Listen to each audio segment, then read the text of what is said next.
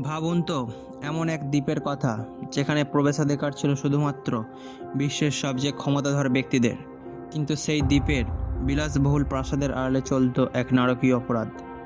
Jeffrey Epstein একজন সাধারণ শিক্ষক থেকে মার্কিন ধনকুবের হয়ে ওঠা এক রহস্যময় চরিত্র, যার মৃত্যুর পর বেরিয়ে আসছে Donald Trump, Bill Clinton, Bill Gates থেকে শুরু করে বলিউড তারকাদের নামও। আজ আমরা উন্মোচন করব এপস্টাইন ফাইল সম্পর্কে এবং সেই অন্ধকার জগতের গোপন রহস্য যা পুরো বিশ্বকে এক নিমেষে নাড়িয়ে দিয়েছে। কে এই জেফ্রি এপস্টাইন? জেফ্রি এপস্টাইন 1953 সালে নিউ ইয়র্কে জন্মগ্রহণ করেন। ক্যারিয়ার শুরু করেছিলেন একজন গণিতজ্ঞ হিসেবে, কিন্তু শীঘ্রই তিনি ব্যাংকিং সেক্টরে প্রবেশ করেন। কয়েক বছরের মধ্যেই তিনি শত কোটি টাকার মালিক হয়ে ওঠেন। কিন্তু প্রশ্ন হলো, এত টাকা এলো কোথা থেকে? অনেকে মনে করেন ব্ল্যাকমেইল, অবৈধ বিনিয়োগ ছিল তার আয়ের মূল উৎস।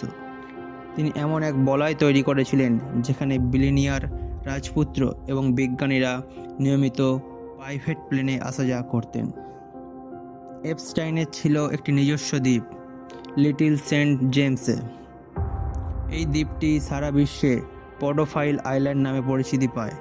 অভিযোগ রয়েছে এখানে বছরের পর বছর ধরে অপ্রাপ্তবয়স্ক মেয়েদের ওপর যৌন নির্যাতন চালানো হতো। এপস্টাইন তার এই দ্বীপে বিভিন্ন প্রাসাদে গোপন ক্যামেরা লাগিয়ে রাখতেন, যাতে তার প্রভাবশালী বন্ধুদের আপত্তিকর ভিডিও রেকর্ড করে তাদের হাতের পুতুল বানিয়ে রাখতে পারেন। এটাই ছিল তার ক্ষমতার আসল চাবিকাঠি। সম্প্রতি আদালতের নির্দেশে কয়েক হাজার পাতার গোপন নথি বা এপস্টাইন ফাইল প্রকাশিত হয়েছে। সেখানে ইমেল বার্তা, ভ্রমণ রেকর্ড, যোগাযোগের তালিকা, সাক্ষ্য ও জবানবন্দি, কারাগারের রিপোর্ট, আর্থিক লেনদেনের নথি ইত্যাদি প্রকাশ পায়। এছাড়া এমন কিছু নাম উঠে এসেছে যা কল্পনা করাও কঠিন, যেমন ডোনাল্ড ট্রাম্প ও বিল ক্লিন্টন, প্রাক্তন দুই মার্কিন প্রেসিডেন্টের নাম এই ফাইলে বারবার উঠে এসেছে। প্রিন্স অ্যান্ড্রু, ব্রিটেনের রাজপুত্রের বিরুদ্ধে ভিকটিমরা সরাসরি নির্যাতনের অভিযোগ এনেছে। বিল গেটস ও ইলন মাস্ক, এপস্টাইনদের সঙ্গে তাদের যোগাযোগ বা ইমেল আদান প্রদান নিয়ে নতুন নথিতে তথ্য পাওয়া গেছে। এছাড়া বলিউড সংযোগ। চাঞ্চল্যকর বিষয় হলো, এই ফাইলে ভারতের অনুরাগ কাশ্যপ, নন্দিতা দাস এবং ব্যবসায়ী অনিল আম্বানির মতো নামও উঠে এসেছে, যদিও তাদের বিরুদ্ধে সরাসরি অপরাধের প্রমাণ মেলেনি। তবে এপস্টাইন নেটওয়ার্কের সঙ্গে ইমেল বা যোগাযোগ থাকাটাই বড় বিতর্কের জন্ম দিয়েছে। 2005 সালে ফ্লোরিডায় প্রথম নাবালিকা নির্যাতনের অভিযোগ। 2008 লৌহ শাস্তি এবং যৌন অপরাধী হিসেবে রেজিস্ট্রেশন। মাত্র 13 মাসের শাস্তি, তাও দিনে কয়েক ঘন্টার জেল।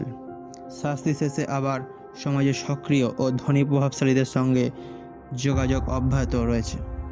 2019 নিউ ইয়র্কে আবার গ্রেপ্তার, ফেডারেল চার্জে নাবালিকা পাচার ও যৌন শোষণ। এবার শাস্তি এড়ানোর সুযোগ কম ছিল। 2019 সালে এপস্টাইন যখন কারাগারে বন্দী, তখনই হঠাৎ তার মৃতদেহ উদ্ধার করা হয়। সরকারি রিপোর্টে একে আত্মহত্যা বলা হলেও রহস্য কমেনি, কারণ সেই রাতে কারাগারে সিসিটিভি ক্যামেরা অকাজে ছিল এবং প্রহরীরা ঘুমিয়ে পড়েছিলেন। প্রশ্ন ওঠে, এপস্টাইন কি নিজের জীবন নিয়েছিল, নাকি বড় কোনো রাঘব বোয়ালকে বাঁচাতে চিরতরে তাকে সরিয়ে ফেলা হয়েছিল? জেফ্রি এপস্টাইন মারা গেছেন ঠিকই, কিন্তু তার রেখে যাওয়া এই ফাইলগুলো আজও বিশ্বের ক্ষমতাধরদের রাতের ঘুম কেড়ে নিচ্ছে। ক্ষমতার অপব্যবহার এবং অর্থ দিয়ে কি সব অপরাধ ঢাকা সম্ভব? আপনাদের কি মনে হয় এপস্টাইন কি আসলেই একা ছিলেন, নাকি এর পেছনে রয়েছে কোনো বড় চক্রান্ত? এই ভিডিওটা তথ্যের জন্য, কাউকে দোষী প্রমাণ করার জন্য নয়। আপনার মতামত কি কমেন্টে জানান।